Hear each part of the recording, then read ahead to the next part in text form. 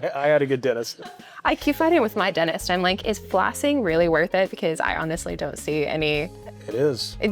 Yeah, that's what they say. I don't know. Former gonna be dentist. I still do it. Yeah, you probably should still do it. Don't listen to us. We're not telling you not to floss.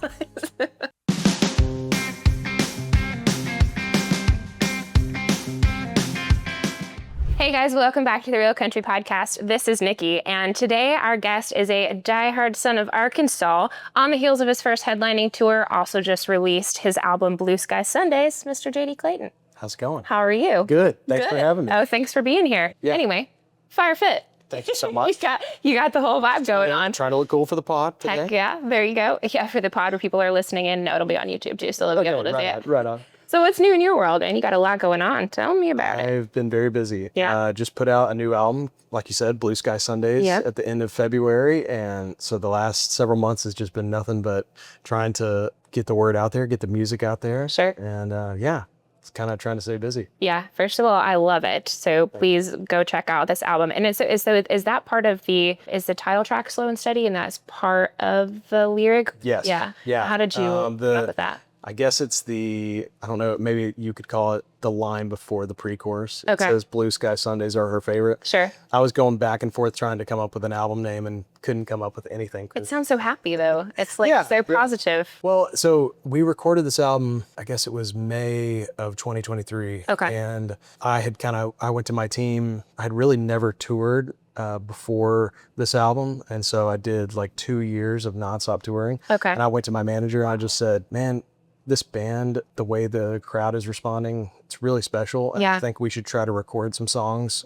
Even if they're just demos, let's record a project with these guys. And we came out of the studio and they were more than demos. Yeah. It was really special. And so it was a happy time. Sure. So I wanted to try to, come up with something that represented that special season. Kind of autobiographical storytelling of your journey making this album. Yeah. That's great. Yeah. So we're going to unpack a lot about that because I have a ton of questions. So you just got back though you were touring with Shane Smith and Willow Avalon. And so you're on the road a lot. How's that going? It's going great. Good. Yeah. I really enjoy the road. I grew up in a family that went on vacation a lot, did road trips, and that was, we would always go to Colorado. And so I'm used to long drives. Yeah. I love being on the road. And so I love touring. I don't know. It's fun. It's exciting. I really enjoy it. Yeah. I wake up in a new spot all the time. It's like a new experience every day. Let's do it. Well, and we're still in the season where we have to take a van. We're not on a bus. So we get to see the countryside during the day and we make a lot of stops and just, I don't know, we have fun. That's good. That's where memories are made. That's where the songs come from. That's right. From the road. Yeah. Yeah. I mean, several of the songs like Madeline, I wrote in my hotel room when we were in Grand Junction, Colorado, opening for Tanner Ussery like 3 years ago. So, oh, nice. Yeah. Dude, Tanner's the man. He is. Awesome. He is. Yeah. Good stuff. Yeah. Shane, they are a crazy live show too. Those guys are so good. Yeah. Super grateful to get the opportunity to open for them. Very cool. I think we played in Midland and Lubbock. Yeah. So trying to remember. It was down in Texas. Really, really fun. Yeah. Good to hear that. And I haven't seen Willow yet, but I know that she's got like the coolest voice, that little just like shaky reverb in her voice. Incredible. Yeah. She's so special. That was crazy. I'm a huge fan. I love her voice, love what she does. So to get to grace the stage and, open for her was super special. Hopefully I get to work with her again sometime. I think so. If you will it shall be, right? If you willow it. If you willow it, it will. I tried to do it, but I forced it. It wasn't going to happen. It was cool. But last year, then you had your first headlining tour, and so that was wrapping up the end of 24. How did that? I feel like that was super cool for you. So you sold out your first show on that. In Little Rock, Arkansas, at the Water Tavern. It was so amazing. Very cool. Yeah, it's one of those things that, I'm sure every artist would say the same, but I don't think you forget your first headline tour. Yeah. It was so throw and go. We were operating on a very lean kind of system, and it was just, we made it work, and it was really cool. Yeah. I can't say enough about it. It was just, I have stories for days. It was really, really great. And I can't wait till we get to do my second headline tour. Yeah. It's a lot of fun. It takes a good band, and I don't mean like their playing ability. It really is their personalities, and we've built such a special camaraderie. It's like a bunch of brothers. Yeah. And I think that's important. It helps when the going gets tough and you didn't have a good night's sleep the night before, or the hotel was kind of crappy. When you've got guys that, you know, they've got your back and they're going to be there with you through, you know, thick and thin. That's pretty important to make sure that the longevity of the act keeps going. So yeah, we're all in this together. That's right. Yeah. It's so far it's going good. Good. I love to hear it. Well, I love your music. I'm a huge fan. So like bluesy, you got that funk and still has a little bit of like lots of different inspirations, I feel like, to it. How did you come up with this sound? Did it just kind of like, after playing music for a long time, it just kind of became you? Or I don't know. How did you do what you do? I mean, it's a process. I think we listen to a lot of music in the van. Yeah. And we spend a lot. I have a lot of windshield time. I mean, living in Arkansas for a season and driving to Nashville, that's a 7-hour drive. I constantly am listening to music. So I don't know. I think it's over time, you just kind of pick things that you like and leave that. I like this. And slowly we've kind of, you know, developed a sound that feels cohesive and feels like me, and I think that's important. It's I think Rick Rubin talks about this, but you know, we have a lot of people that we as artists that we copy and we try to be just like them. And you know, so like somebody like Chris Stapleton, I'm a huge fan of his, and for years when I was cutting my teeth, you know, I'd be at AJ's Oyster Bar in Fort Smith playing second one to know, trying to just copy him. Yeah. No matter how hard I try, I'll never be able to be Chris Stapleton. Sure.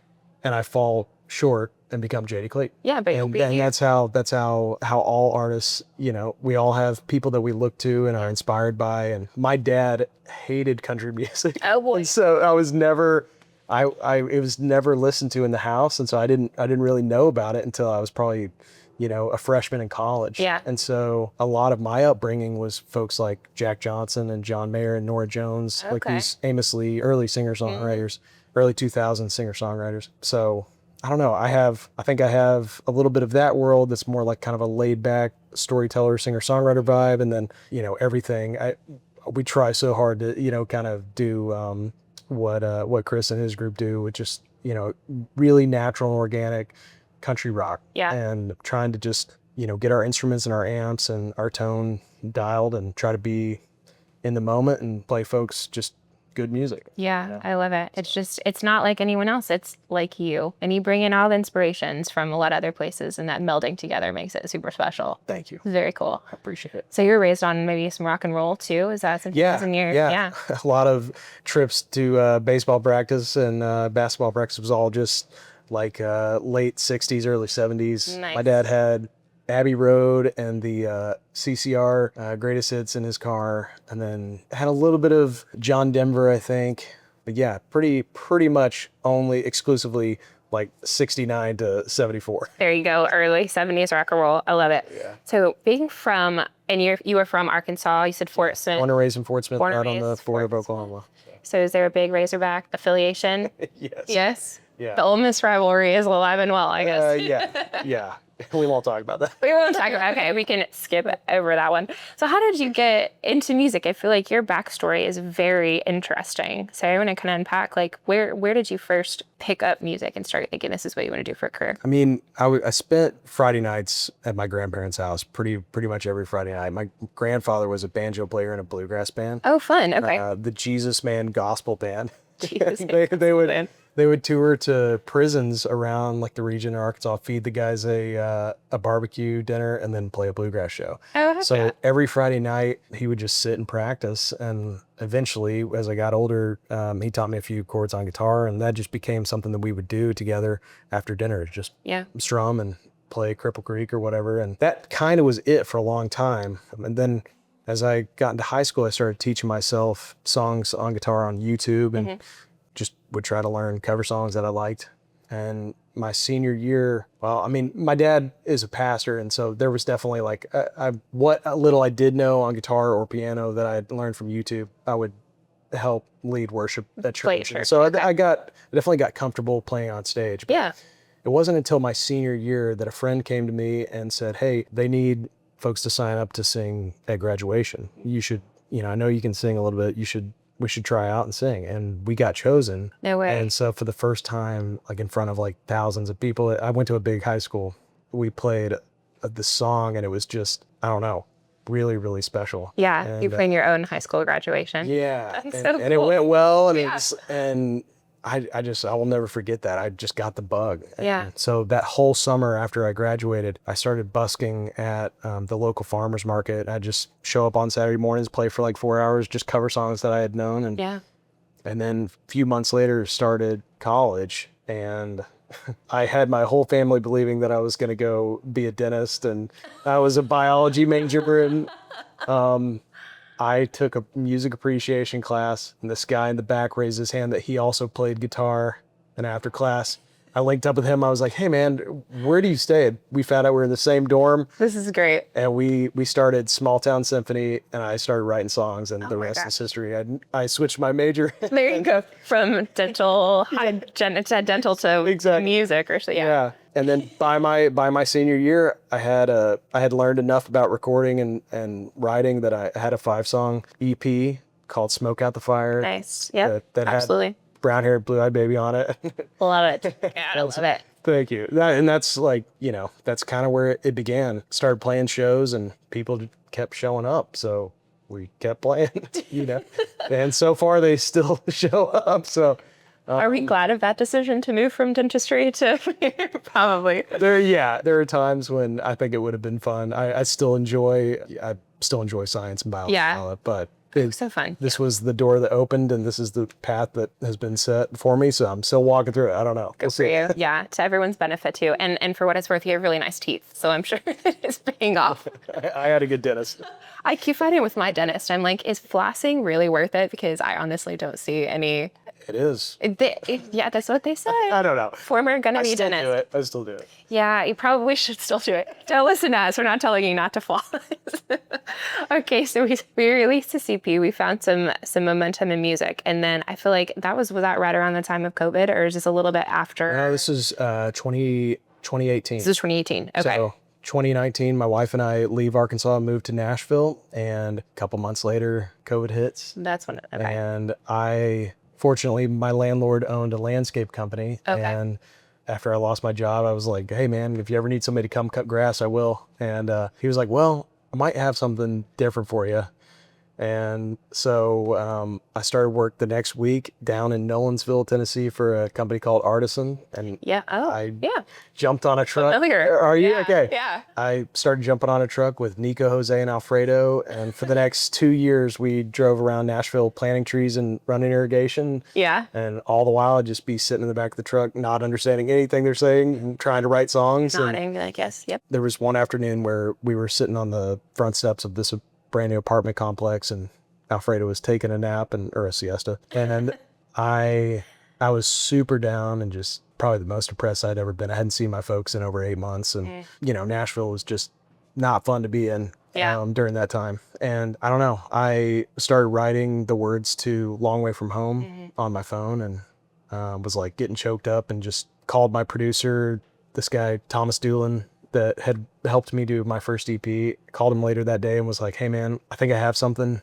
I've written 10 songs over the last year and a half, and I need you to set aside 2 weeks for me to record a project." I quit my job that day, and then the next week started recording Long Way From Home. Nice. And shortly after, I started just emailing it to anybody that would give me any time of day. And Yeah. I got connected with a girl named Lindsay Hastings over at William Morris, Yeah. who then connected me with a guy named Tom Lord at Red Light. Yeah. And the the rest is history. The rest is history. The three of us, and it's just, I have a great team, and it's just kind of been the last 3 years have just been trying to grow and learn and tour like a madman. Yeah. And that really has been kind of all the difference. Never having toured before, it really has made me a better player.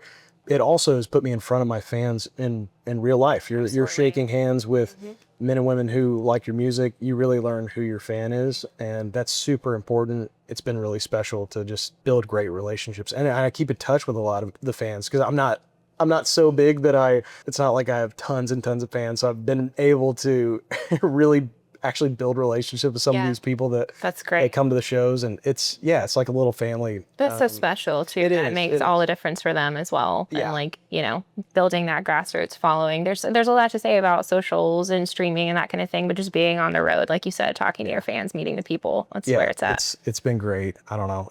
You can't make it up. It's really fun. Yeah. That's great.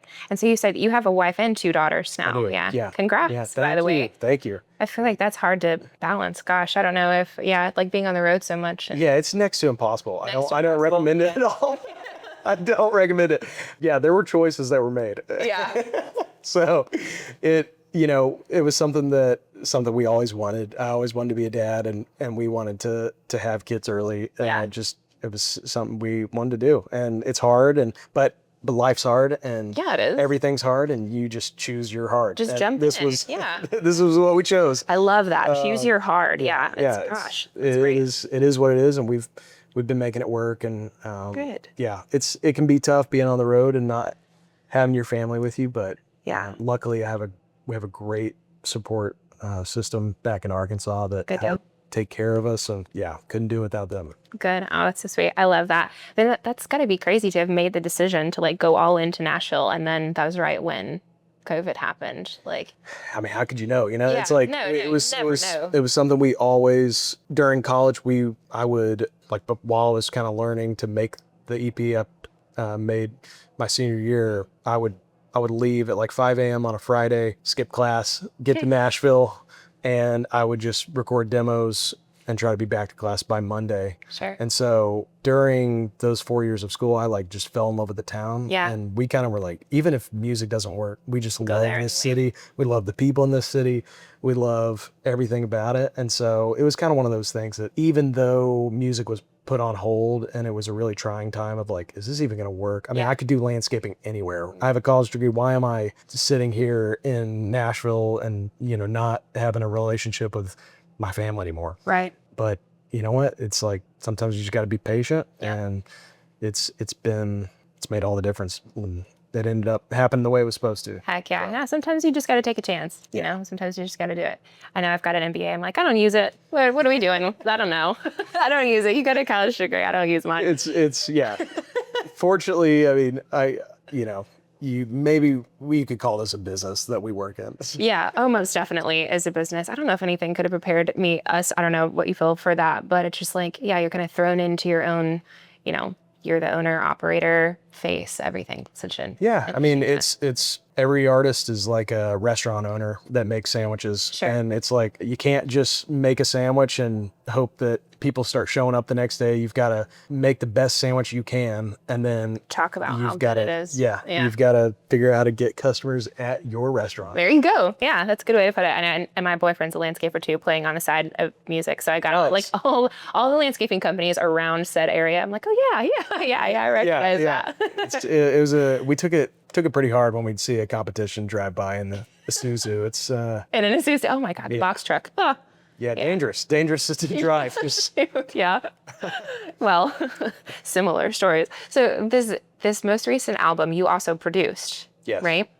How was that? Like balancing doing extremely hard? Yeah, not easy. I don't even know if I'll ever do it again. It's one of those things that I think the struggle lies in not being able to deny your own internal voice. Sure. As an artist, you get in your own head. You're constantly going back and forth on like, should we change the vocal here? Should I recut the vocal? I think we need to, overdub the guitars here.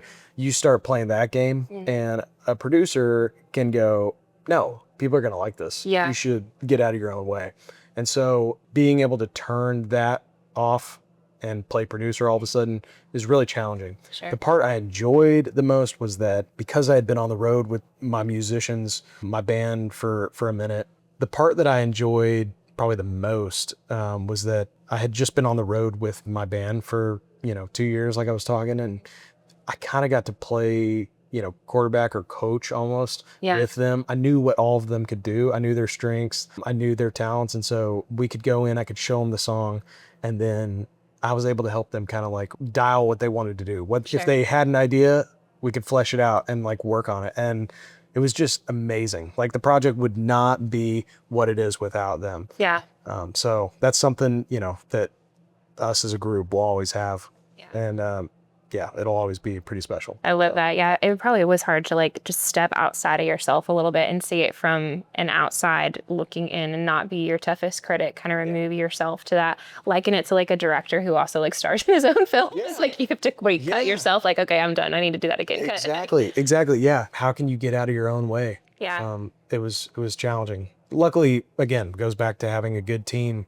I have a lot of people that I trust, and I can take a mix and send it off and go, all right, what do you guys think about this? And get great feedback. And if I was self-conscious about something, they'll reassure like, hey, this is fine. I think you're overthinking it. Mm-hmm. So it's just important. Another testament to how important it is to have a great team around you that you trust. So, well, it turned out great. You guys should go listen to it. Outside of music, what are some things that we could find you doing? As of late, I do a lot of fly fishing. Okay. That was something that I grew up doing. We would always go to Colorado and camp and hike and fish over the summers, and that was kind of the extent of it. But recently, I've just kind of become good buddies with some friends that are big into fly fishing, and that's kept me very busy. So yeah, I do a lot of that, and then just being a dad.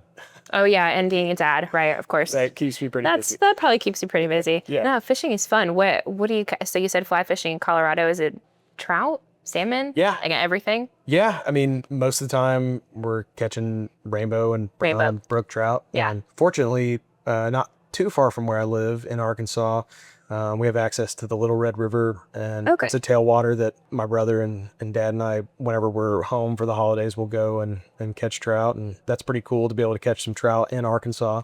Also the white that everybody talks about. Yeah. But yeah, my grandparents lived on a little lake. So when I wasn't getting to, you have 1 week out of the year that you get to fish in Colorado, and then the rest of the time was just sitting in a kayak, throwing against some reeds, fishing for like panfish or bluegill or something. Yeah. So I don't know. I can go on forever. It really become a fun thing to get to do when I'm not on the road. Sure. I get to do a little road trip with my buddies, and we just went down to South Carolina and caught some redfish for the first time last November.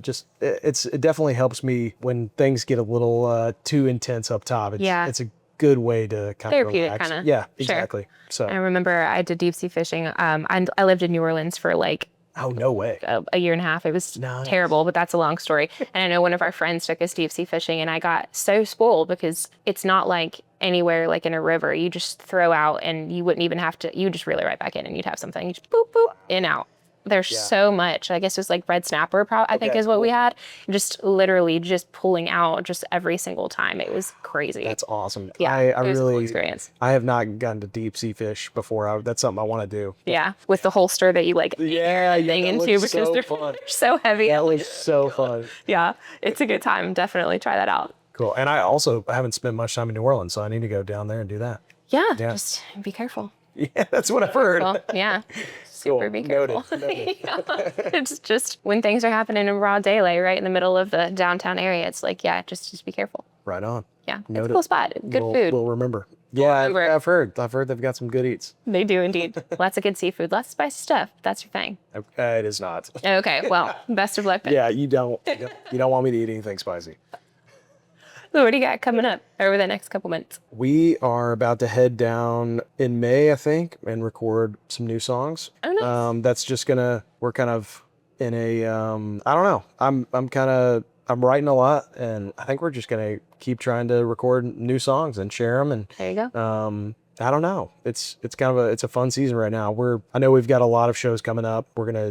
I know we're doing a big California run. That's going to be exciting. I think we'll do another headline run this fall. And I don't know. I'm having a ton of fun right now. So while I'm having fun, I'm going to try to just stay as busy as I can. There you go. Yeah, just soak it all in. Burnout is real, and I know it's coming. But until then, I'm just going to churn it out. So do as much as you can until it feels like it's not fun, and then take a step back, I guess. Yeah. Very cool. Yeah. Well, I appreciate this so much. Thank you. Thank you. Go stream JD's music. Make sure you check out Blue Sky Sundays. Go find him on the road wherever you can. And happy tax day, by the way. We didn't even talk about the holiday. Yeah, I filed an extension, so I don't have to worry. I did too.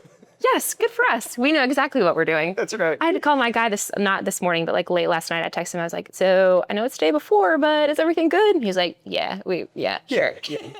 They're always so chill. I'm like, wow, how are you this chill? Is this not stressful? Is this not stressful to you? I know you've done like 100,000 people's returns, but it's midnight on the day that it's due. Like, I just want to make sure we're good. You know? Yeah. It's like forgetting that you have a test tomorrow. So anyways, luckily, not thinking about it. There you go. Well, we have a few extra months now, I suppose.